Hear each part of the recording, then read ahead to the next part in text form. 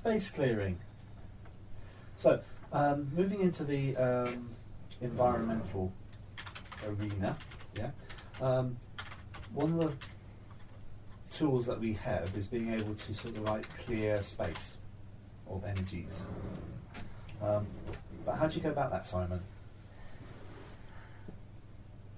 Start from clearing the inside out. Okay. And not putting stuff around the outside because you don't know what you've got already trapped inside. Yeah, there's a common thing again, like we were saying before, about perception of positivity and negativity.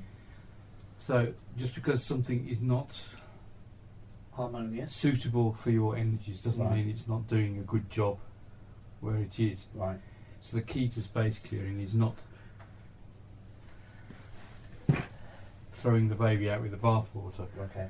So is it a case of, once again, what is appropriate? Yes. Doing what's appropriate. And very often it's a question of modifying people's energies rather than modifying the energies of the place. Right. There's two levels really. There's getting rid of debris and dust, which is fine. Which is the inside out bit. Moving from the inside outwards.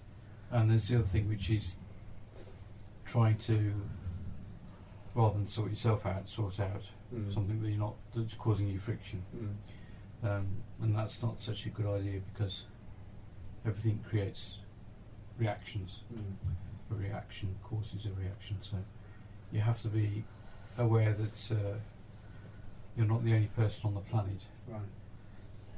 Yeah, so you have got the idea of, like I said, was debris, which is like, people's emotional mess and everything. Emotional residue and all that sort of stuff, just like you would do spring cleaning, whatever. Yeah. That's one issue that can be dealt with fairly straightforward. But when you're dealing with natural energies that fly all over, run around the land and what have you, and where they impinge on a space, it's really to do, if you modify those energies, then it's recognising that the only reason you're modifying them is that your energies are not strong enough at the moment to be able to continue functioning at an optimum level in the presence of those energies. So they're not bad energies, they're just energies you're having a problem with.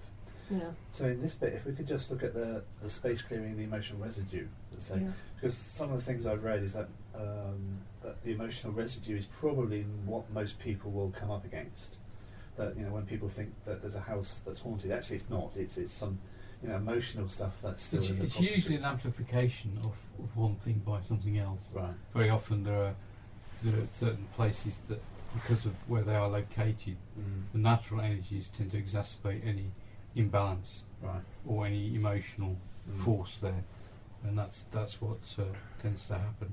So the key there is not to necessarily do anything to the natural energies, but to do something to stop those energies being focused in a lens which is going to be damaging to people who are living or staying there. Right. I mean, in clearing the emotional debris out of space, it's much like cleansing a crystal, really. It's a similar sort of things that you would utilise. You can use sound, you can use incense. You might put a large crystal somewhere with a request to it to soak up all the negativity and then clean the crystal elsewhere. So it's a bit like sort of cleansing people's auras. It's very similar sorts of techniques. Yeah. So that you've got, if we sort of like talk through them, so you've got the essences. The essences and the essence spray. So would any essence do, or would there be some that's more preferable? You've got some which are going to be naturally cleansing, releasing, but there are many different sorts of essences that do that sort of thing. So it's really a question of finding something that suits you or that you're working with anyway. And there are combinations which can be helpful because they give a broader effect. And room sprays, if you haven't got room sprays, then it's easy enough to put an essence in an atomizer and spray, because that's an effective way of getting an essence energy or any energy into a room very quickly and into the auric field very quickly. So you try and spray as high as possible so it comes down? Yeah. But you don't need a lot either. You don't need to soak a room. You just need, it's not the tangible water droplets that are the thing, it's the energetic So quick spray here and there, yeah. Regularly. Yeah. Depending on the nature of the residue and how you're being affected by it, is usually fine. I mean, the sort of essences, and that comes also onto the sorts of incenses as well, or be the traditional ones that have always been used for cleansing. You know, the junipers, the pines. You know, so those sort of ones for trees, and similarly for crystals would be the ones again that are tend to be used, the energy shifters. Right. You know, black tourmaline, labradorite. Yeah. You know, all those sorts that you would normally associate with shifting stuff. I'm quite drawn to Herkimer diamonds for shifting. Yeah. Now, in essence terms, I suppose we've got the advantages, disadvantages. For example, with the purchase of them. Yeah. Or as with incenses or sage or anything like that, there's practical things in terms of, you know, is it your space? Is it somebody else's space? Yeah. Is there fire alarms, all that sort of stuff? Yeah. I suppose, is there the quality of the incense as well? Because I've read in some places that some people say, "Oh, don't use that one; it's not such a good quality." Yeah, but that's like saying you could say that with you know, that sort of attitude with crystals or with anything really. I think you've got to use what you've got available, because usually in a situation like that, you've only got, very often you've got to do it on the spot. So it's not a question of sort of choosing between this and that. You've just got to use what you've got. But I think you've got to go with what you like yourself. If it's your space, particularly if it's your space or the person's space, choose something they like. Yeah. You know, it's no good forcing something. Using white sage when the person's is allergic to it or allergic to smoke or hates the smell of white sage, you know, then it's inappropriate to use it. So another one I'm going to throw at you, I've noticed this a lot in the new books that are coming through, it's like feng shui crystals. So, for example, Shiva Lingam is a balance of yin and yang, so therefore it is good, or rhodonite, or there's certain crystals that are being associated with having particular space clearing properties. I think within that system, then you've got recognisable characteristics. So anything that possesses those characteristics brings those qualities. So because rhodonite and Shiva Lingam, for example, have got areas of dark and light. Like I was saying, yes, within that system, crystals are an obvious things to use. But I think whenever you're using crystals for working with space clearing, and the main thing is they need to be kept clean. Yeah. Because if they're doing their work, they're going to pick up stuff. Yeah. And feng shui is quite a precise. Well, it can be, depends on the school, but they tend to be quite precise, and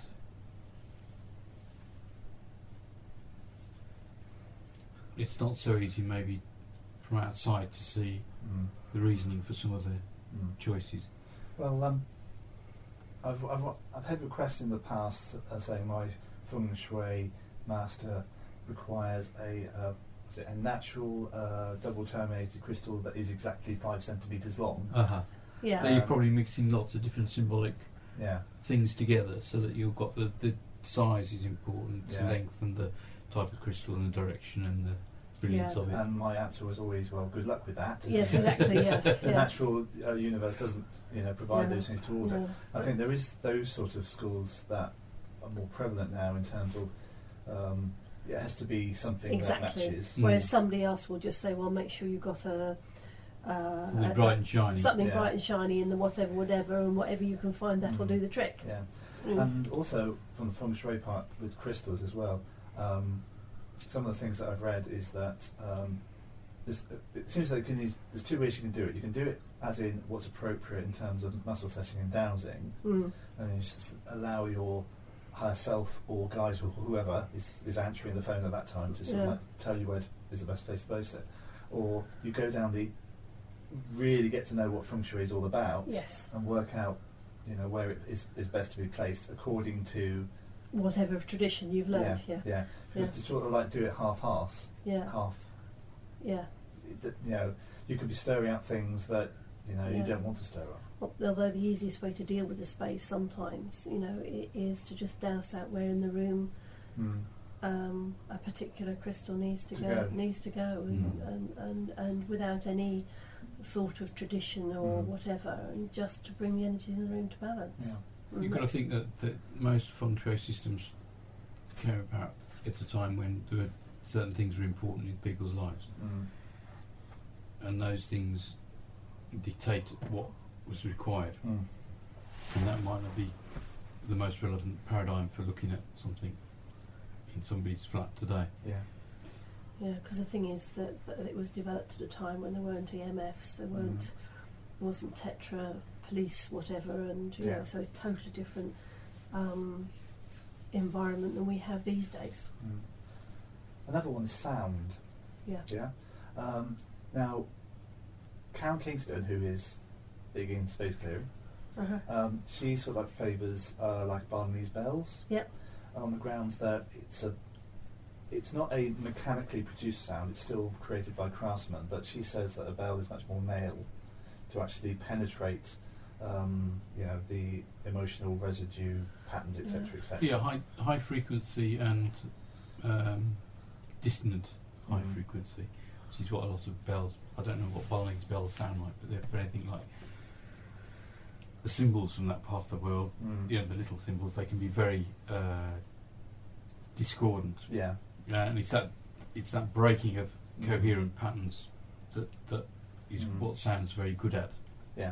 So it is the piercing quality of the sound that breaks up resonant fields, resonant frequencies, and it's that standing wave of stagnant energy, really, that impinges on the environment, and so high-pitched sound, persistent high-pitched sound, and particularly not a pure note, but a complex harmonic or dissonance. And then the opposite will do the trick. So a drum, a didgeridoo, something like that, low-pitched, will also do it, but in a different way. Now, one of the things that she says about the bowls, the Tibetan bowls, she says they're more female, so therefore they don't have that same sort of punch to them. I think that would be depending on how you felt. Because I mean, if your dissonant energy is male, then the female's going to be good. But one of the things I found is actually putting the crystal in the bowl while you actually play it also it creates it creates a little bit more dissonance. So you're going to get it's like saying it's whatever it takes to break the inertia, the standing wave of energy in the room that is stagnant. But one of the things she does actually say is that you've always got the ability to clap your hands. Exactly. And some people that's what they do. Or whistle. But one of the things I've noticed that there's certain people producing these CDs that you can place on. What do you play CDs on? CD players. You can play these CDs that are also meant to have that same sort of quality to them. I think some of them can have that quality. I mean, sounds. Thinking that you're functioning on the nervous system of the people using the room, then if you're having that effect with a certain sequence of sounds, then it's going to be effective. And sound is sound on one level. The thing is that depending on the quality of the recording and the quality of the equipment that is playing, you can sometimes, and the volume, you can sometimes miss out on the active frequencies. Because remember that recordings these days nearly all the time cut off the top frequencies and the lower frequencies. So you've only got a small band of comfortably audible signals, which is not the same as what we hear in real life. So the power within a recorded sound is controlled for average volume, average listening. So you don't get the physical impact of real sounds, because the physical impact comes from the lower frequencies, and those have usually been cut off at, I can't remember the frequency, but they're always cut off, because they make speakers rattle. And the higher frequencies that are also not necessarily audible, but take up a lot of wavelength memory in the recording, those are taken off just because they're outside of the audible hearing range, but it doesn't mean that they're not effective at other levels they're taken out. So that's sometimes why recordings of drums or bells or whatever are interesting but not moving. And that's probably because the powerful bits of those instruments are outside the audible hearing range, or the harmonics have been cut. So harmonics very often are the things that do the work, and if the recording hasn't captured the harmonics, then it's not going to work. But for also as well, some say that it depends on how many generations of recordings have been made from an original. If it's an original or a copy of original, then it's going to have more of the original energy than if it's a copy of a copy of a copy of a copy. So if you had somebody sort of doing Tibetan chanting or mantras and stuff, would that also be effective? Chanting will have an effect, and actually you don't even need the volume up. Right. You know, you can do it silently. It will still have an effect on the energy of a space. But again, I think it depends on the nature of the chanting and the quality of recording. Yeah. And also it's the nature of who's doing the chanting, what the chant is, before you even start. Yeah. And that goes whether it's live or recorded, and then you've got the issues of recording on top of that. The main problem with contemporary recording, apart from the production of cutting a lot of frequencies out, and if you make music, you know that if you play it all back without cutting any frequencies, it just doesn't sound right, because we're used to hearing a really narrow range that works well on radio, television, whatever. And that cuts out a huge amount of information. But if also you've got the other production effects that are put on or taken out,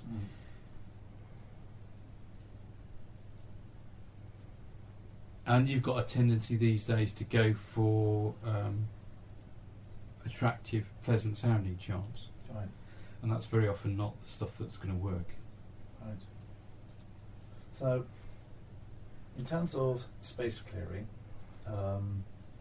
it's once again what's appropriate. So, what you're also feeling comfortable with. For example, I've noticed that Michelle's much more into incenses and sage, etc., than I am. I'm not attracted to the burning for some reason. It's just not what works for me. So it's what you feel comfortable with. What's appropriate. Everything has an advantage and disadvantage, really. Okay. Yes. So could you actually do it absently? And if so, what's the rules? Usually Sue says it's possible, but you need to still know the energies of the place. Yeah. Right. So you need to have been to the place to maintain a link. Right. Yeah. Otherwise, you're not getting all that much information, or you're getting neutral information, not getting how it impinges on people. Right. Yeah. What I used to do, I don't do so much now, is I'd go to the place. I wouldn't decide anything at the place. I then come away and then sit down here and work out what was required. Right. But I go there first because I needed, my body computer needed to understand what was going on. Right. So yes, you can work absently, but you really need to know. Okay. It's a bit like doing absent healing. You need to have permission, you need to have your witness signature, and your body is the best witness, energy witness. In terms of... Yeah, I mean, I have worked when people have just sent an outline of their house or something like that, particularly to doing crystal placements. Right. To clean a space, and it works really, really well. That's fine, but it's better if you can actually have visited there. Right. And done it. So it does work, but I think the other thing is you have to have quite an experience of the different sorts of energies that potentially impinge on a space for you to be able to identify them energetically, although you might not label them, but to know what's going on. So it is not something I wouldn't work absently as a beginner. Right. I do it real time for a bit until you've got experience, and then and also the protecting yourself absently. Oh, it's just exactly the same with absent healing. Absolutely, you've got to be more so, because you've got to go dive down into that deep bit of your subtle whatever. Yeah. Okay. Anything else comes to mind? And if you do it for somebody else, it's just the same as doing, same as absent healing, same as seeing somebody. You know, make sure you charge. Charge. Yes, that's a good point, because what the students find, and I always point it out to them, is that when they're working with buildings, it takes more time and it's more tiring. Yes, exactly. Yeah. Yeah, and it's like, you know, and people tend to dismiss it, but it's actually, it's harder. So it should be the same going rate. Yeah, but that also, I'll say to them, well, what are you going to do? Are you going to charge a rate, or are you going to charge for the hour? You've actually got to think about it in terms of, you know, do you say, right, I'm there for the day? Yeah, and exactly. Yeah.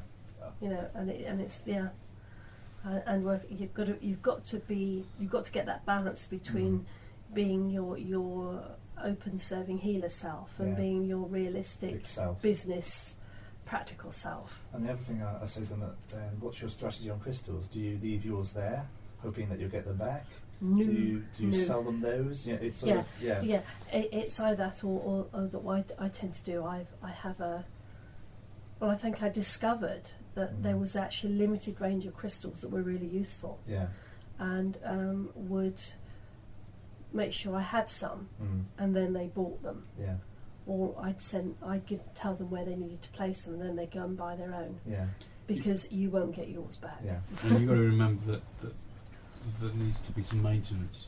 So you've got to work out whether you're going to be doing the maintenance, in which case it'll probably get done, or you're going to get a promise from the owners of the place to maintain, in which case it probably won't get done.